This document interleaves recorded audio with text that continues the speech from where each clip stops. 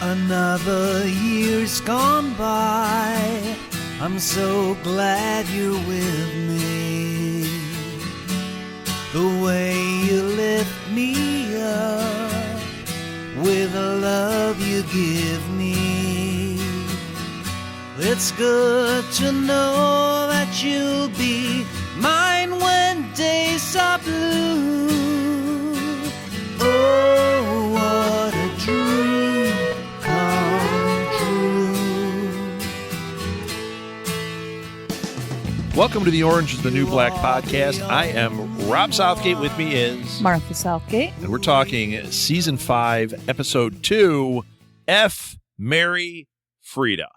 I cleaned it up a little bit. Yeah. Maria convenes a special assembly in the chapel as the inmates plot their next move. Frieda makes use of the survival skills she learned as a kid. I loved that backstory. She's fascinating. Can I just watch an entire show about that kid? Yeah, and how she ended up where she did?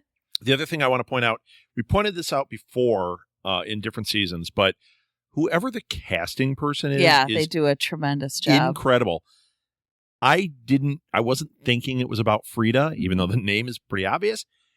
When they were showing the girls and everything, as soon as it went to that girl, I was like, this is going to be Frieda's backstory. Mm-hmm. That girl looks so much like her. That's got to be what she looked like as a kid. Yeah. It was the eyes, kind of the nose. Incredible. It was her. Every time they've nailed it, I think. And to not only find the look, but to find a kid that can act that well. Mm-hmm. She was fantastic in this. Agreed. So, yeah, that backstory was one of my favorite. I agree. Truly, I'm not even kidding. Yeah. I could watch an entire show about that kid. Yeah. And how she evolves into ending up, an older woman in prison. Well, yeah. And this was another one, we talked about this last season when we were talking about backstories a little bit and how they don't necessarily tell us how they ended up in prison. Right. And a lot of times the story, it might be a pivotal moment in their lives, but it is not it. Mm-hmm. This had nothing to do with why she ends up in prison, or at least to our knowledge. No, but it's showing us how she's doing what she's doing in prison. Right. Yeah, and in here, when she made the darts and everything, I kept thinking, what is she doing? Oh, those blow darts were incredible. And she's like, I'm making crafts. That was amazing. And the power of suggestion is so strong. Yeah.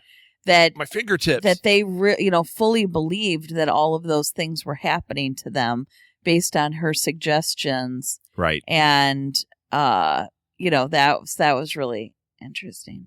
Yeah, the whole thing was great. I've always liked Frieda, but it wasn't until last season when we started to get more Frieda. She was very peripheral. To have this backstory now, once again, when we go back and watch earlier seasons, we're going to know so much about her. And I guarantee it's going to already be there. And how the heck did she build that bunker down there? Oh my gosh. How did she get all that stuff down there? And how was she able to bring in the family, her picture of her parents and everything else? How did they just smuggled it into her or something? They must have, but who did? Because we don't know. Well, maybe it was during the time Red was having their Underground Railroad. Right, when she had her mule thing going or whatever. Could be. We don't know what the story is with the dad. We know her mom is dead. Mm-hmm. Her dad's a nut job. He is. Well, he's a survivalist, and he's a conspiracy theorist. Yeah. Well, he was. Because guess what? The Reds didn't come. Yeah, but at that time, he was very concerned. It was during the Red Scare. They mentioned McCarthy. They mentioned, the Russians and how he was picking up these radio waves and everything. So it's not even conspiracy, although I'm sure he evolved into conspiracy. There was real fear and real paranoia. But not only did he build the bunker, but he went a step further and was teaching her survival tactics. And he I have didn't a feeling, build the bunker. Yeah. Well, that wasn't a bunker. No, they lived in a nasty old But when you went in apartment. there, it looked like a bunker. But what she had downstairs that was a bunker. Yeah. Yeah. It was so great. Yeah. I truly could watch that endlessly. I could watch a miniseries that is just Frieda. Yes. and following her story, because that was just knocking it out of the park for me. We still have the riot. Riot's not resolved. Here we are. I told you. I said it's going to keep going. I don't know how many episodes we're going to get with this. They don't even have SWAT there or there's nothing happening yet. It's almost like I don't want to say it's in real time, but it's pretty close. Yeah, because it feels like it. Well, yeah. I mean, it hasn't gone to night yet or anything. It's like they haven't gone that far. So maybe this is essentially real time. And if you've got 12 episodes, you could go 12 hours. Absolutely. Of this. Yeah, this could go the whole season. It really could. I don't know if it will, but I mean, things aren't moving really fast to resolve. They've got the hostages, and they're about to post the picture of the hostages.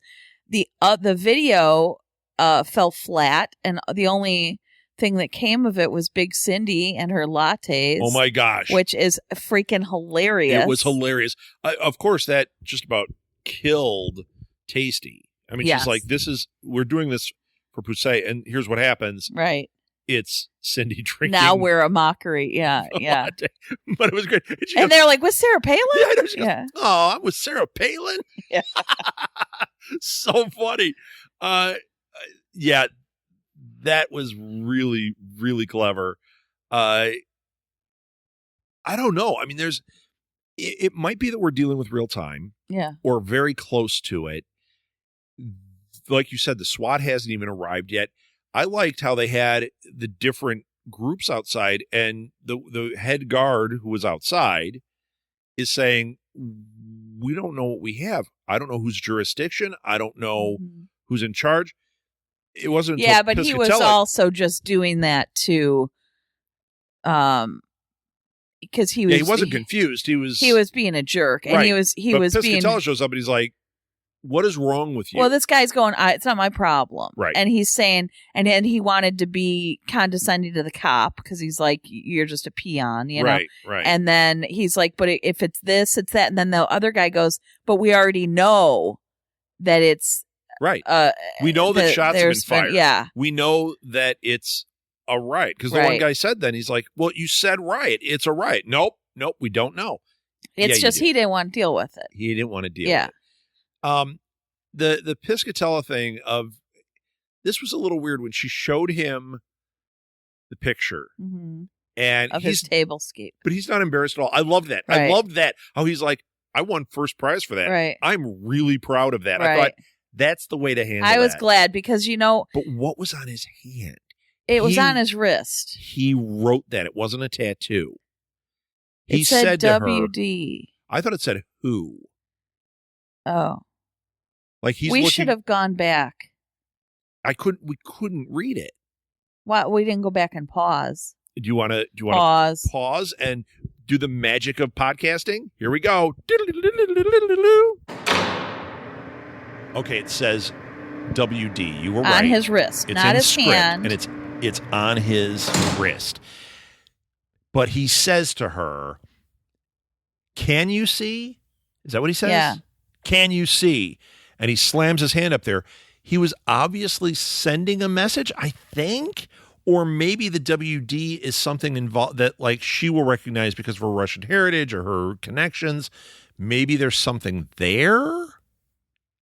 I don't know. What could WD mean? WD-40. I know what that is. Pause while I Google.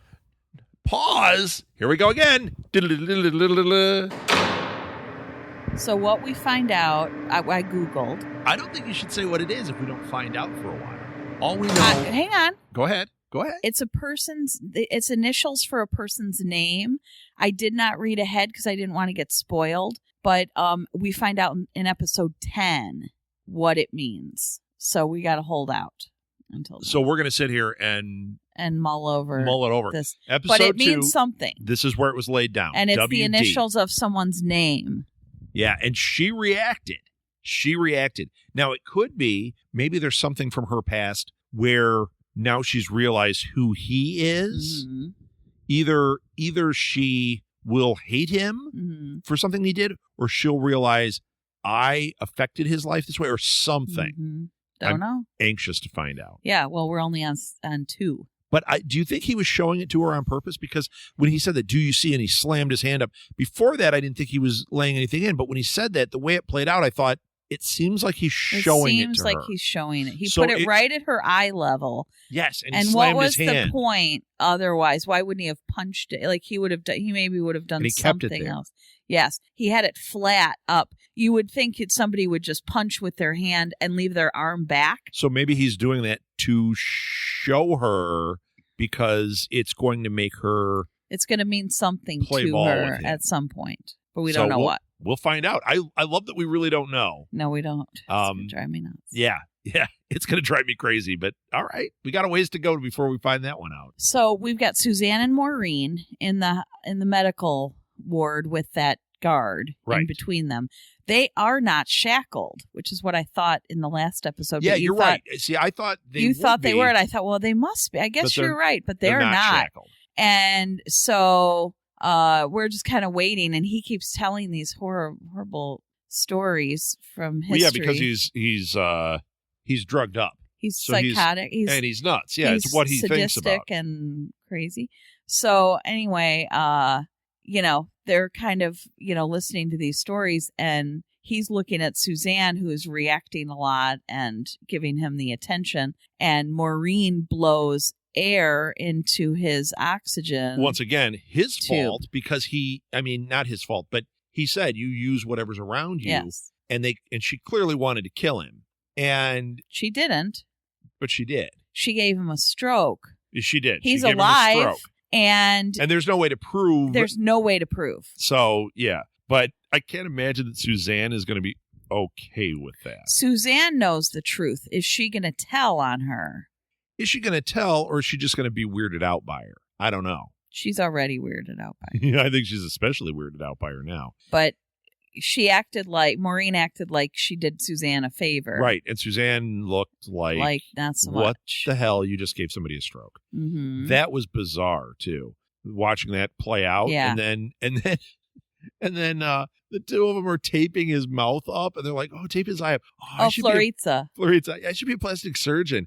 Oh, you should. And then they're like, it's not Demi Moore good, but it's Meg Ryan good. Oh, poor Meg Ryan. Funny. Oh my gosh. That funny. whole scene, leading up to that, they bring the guards out on the stage, mm-hmm. and they make them strip down to their underwear. Luchek made me want to vomit everywhere with his I get excited by danger or whatever.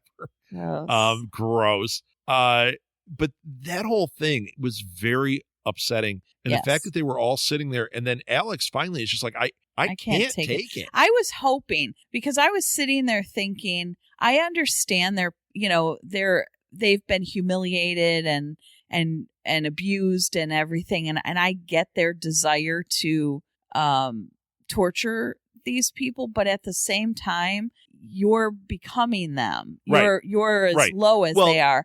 They're going all like gangster on him here with this really thing. bothering me. It reminded me of in Batman in the not the Dark Knight Returns, the one with the Joker, or no, the final one. Mm-hmm. There's a scene, you didn't see it, but there's a scene where the criminals are taking over the city, and they drag like Commissioner Gordon into a courthouse, and Scarecrow is the judge, and they have all the criminals are lined up there. It's just like that, where it's like they've got this weird like criminal court going on where they're going to dole out justice, and you're like not all of them deserve some type. None of them deserve this. This is cruel, but not all of them deserve something. You know what I mean? Like your guard, it's their job. Right. Yes, there was some excessive, but not all of them. Right. You know, that poor guy, I don't remember that guy that got stripped down. Maybe I'm wrong. Maybe he was part of that. Mm-hmm.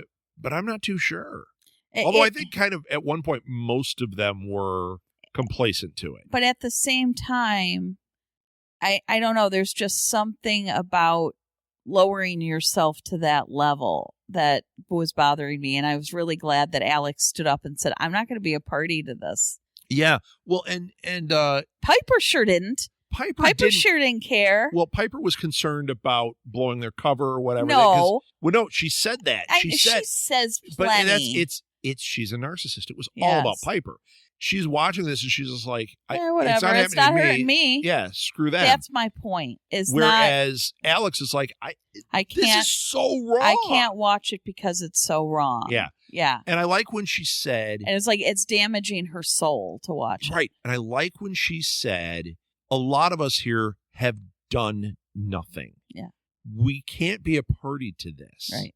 And I thought that was great because really they've been focusing on everyone going crazy and all this stuff. And you're like, it's not just, hey, I don't want to get caught. It's, this is all wrong. Right. And this is going to extend our sentences and I don't want to stay here anymore when I have to. Right. And I'm not going to get caught up in this, especially when it's going so wrong. Yeah. It's interesting that they have Caputo's girlfriend. I think her name's Linda. Okay, let's find her. We'll go with Linda. Okay. But they had Linda sitting there in the oranges or in the prison uniform. Khaki. The khaki, yeah. She was in the khakis. And she's sitting there right there with everybody else. And she's like, yeah, Linda Ferguson. She's like, I don't think I like prison. It's like, yeah, really? Duh. Dumbass. I like when they give me a paycheck. Right. I'm into all of this like superficial stuff about it and making money off of it. Now you're in it. Yeah. Now you're seeing it. It would have been interesting we're seeing her in this situation. It would be interesting if we had seen something happen to her that caused her to go to the prison and be an inmate after all that. That still could happen. I kind of hope it doesn't now that we've seen her in this situation. We already have a so-so. Right. But this is really great how they have her in there and incognito. Yeah. You know? Caputo is still, it's just like last season. He's still trying to give them a voice of reason, but they're not listening. And he's just like biding his time. He's fired. He has no power. Right. But he can't tell them what's up. And like he apologized to Tasty. Right. And he genuinely feels bad about it. So, I mean, I think what's going on with him is really interesting. I'm glad we're not getting a lot of Healy yet because Healy is a character that kind of drives me crazy. Yes. I like him, I agree. But he makes me crazy. Who hit her? That looked like the shoe looked just like him. The shoe looked like him, but the shoe looked like any of the prisoners. I mean, no, yes. They were big and fat and chunky. Giant. No, they didn't look like women. It wasn't him. They were not the size of a woman's foot. Could be Coates. Coates is too small. This was a big, fat, giant foot. But the angle of the shoe and everything, you don't know. How do you know Coates doesn't have size 12 feet? Just because Healy's fat doesn't mean I don't mean it like that. He can have little feet. He doesn't have little feet. I'm saying what if he's got like baby feet? He's got like old man clunky shoes on. Clunky shoes. Still doesn't mean they're big. You could have baby feet and have clunky old man shoes. I'm telling you, we got to figure out who the heck hit her. Well, we do. It's driving me nuts. We do because you and I are going to be and whoever called it is took onto the gun. stand, and we're going to have to know. Whoever it is took the gun. Yes. When that gun surfaces, it's not going to be good.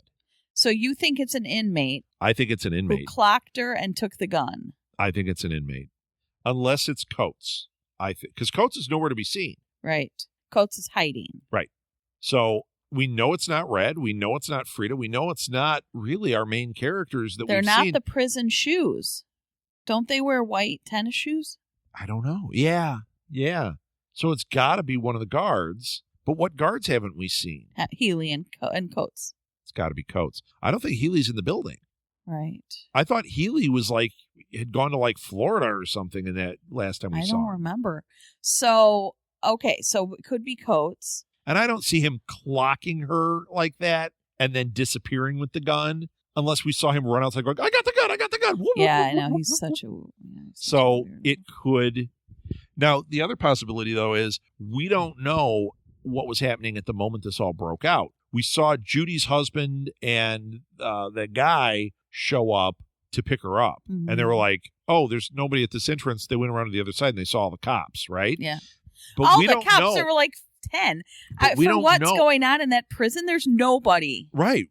But we don't know what was going on in that waiting room or anything when all hell broke loose. We don't know if somebody What if Porn Stash is there? Mm-hmm. And he happened to be out in the lobby, and he went in when all the stuff started to go crazy, and he's hiding in the shadows.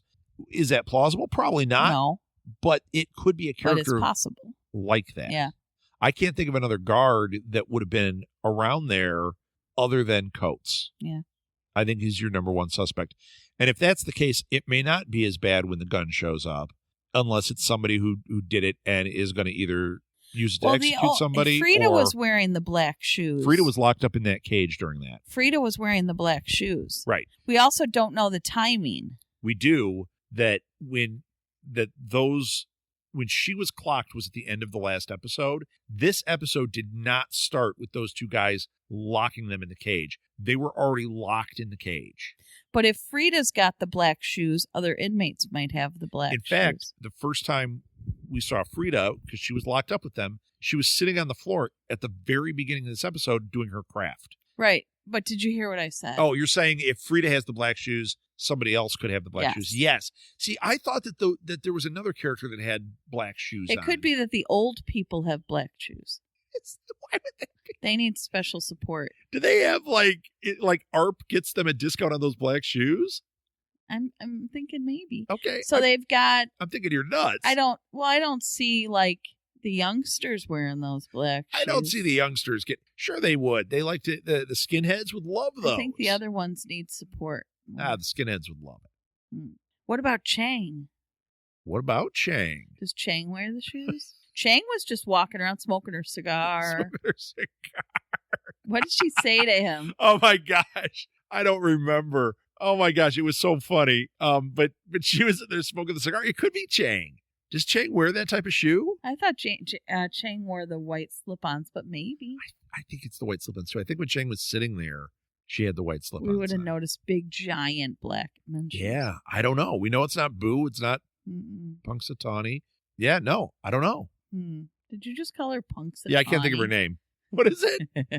All right, let's call Punxsutawney Phil. Let's call her by her real name. I have my thing up now. Yeah, I can't remember anybody's name. It's so bad. Yeah, I don't know. It's quite the mystery. Which people listening have probably binged ahead. They're already on like episode 10, and they're like, idiots. You guys are such morons. It's so clearly. I think they'd say we were morons if they were even on the same one as we were. Even if they were watching in real time with us. Because we have seen 4 full seasons of this, and we don't know their freaking names. Okay, hang on. I'm on S. Although I got to say. Tiffany Doggett. Yeah, Doggett. I got to say, we're doing a much better job at this than we normally do. Like, we binged the entire season of Colony, and I can't name one character on there. No. I can only name him Sawyer because he was on Lost as Sawyer. I don't know a single name. So I think we're doing quite well. I'm gonna say props to us. Yay us. Yay us. So is there anything else in this episode that you could think of? Any quotes or anything you wanted to bring up? No, I'm trying just the Chang one that we can't remember. I'm trying to think if there's anybody else. I like that people started working together. Yes. They were all and they're starting to realize there's no end game to this. Yeah. Well, Big Cindy, she's the one who got them to all work together. And she said that quote. That was great. I'm H schmazes. I'm like 8 schmaz away from being a rabbi. Yeah. That made me die. And the thing is, as goofy as she is and as funny as she can be with wise. Everything, when she said this, I was like, oh, she's a leader in there. She is wise. Made sense. I agree. She actually is so vital. I thought that was an excellent turn for that character because she kind of can be comic relief, even though she can be kind of dangerous. She's funny. Yeah. And when she said that, I was like, I'm buying this. Yeah, I agree. Love her. Yeah. So she brought everybody together. Taste the flavor. That's what Jake said. But gross. Welcome to Flavor Country. That's what that was it. Welcome to Flavor Country. I love Chang, but I don't.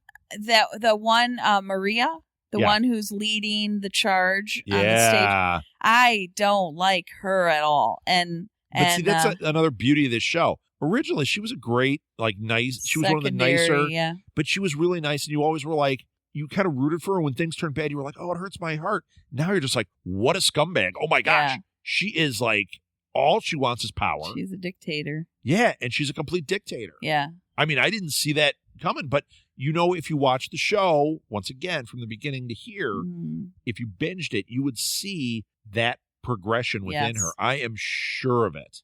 Now, and it wouldn't feel forced. That one was of really my good. other favorite things was when someone said, "Oh, Floritza is doing that," and the person looked at her and she goes, "It's a thing now. It's a thing now. It's a thing for us too." It is. Hashtag Floritza. Hashtag let's get on to the next episode. Yes, let's. Because if I don't find out what's happening with this, who hit her on the head? Who hit her? Driving me nuts. Yep. DM. That's all I have to say. WD? WD. What? I was looking at it upside down. I was. DM. I don't know. That's a Dungeon Master. Can we talk about Dungeon Masters? No. Because I can. I can talk all night. Okay. I'm going to do this fast. Follow us on our new Instagram. It's Orange Podcast. Follow us on Twitter. It's Orange Podcast. Follow us on Facebook. Follow us wherever you get your podcasts. And rate us and review us. Share our stuff and get in conversation with us. We love when people respond on things. So definitely get in conversation with us. We'll respond to you. That's it. Are you done, Martha? Yeah. On to the next episode. Inmates, back to yourselves.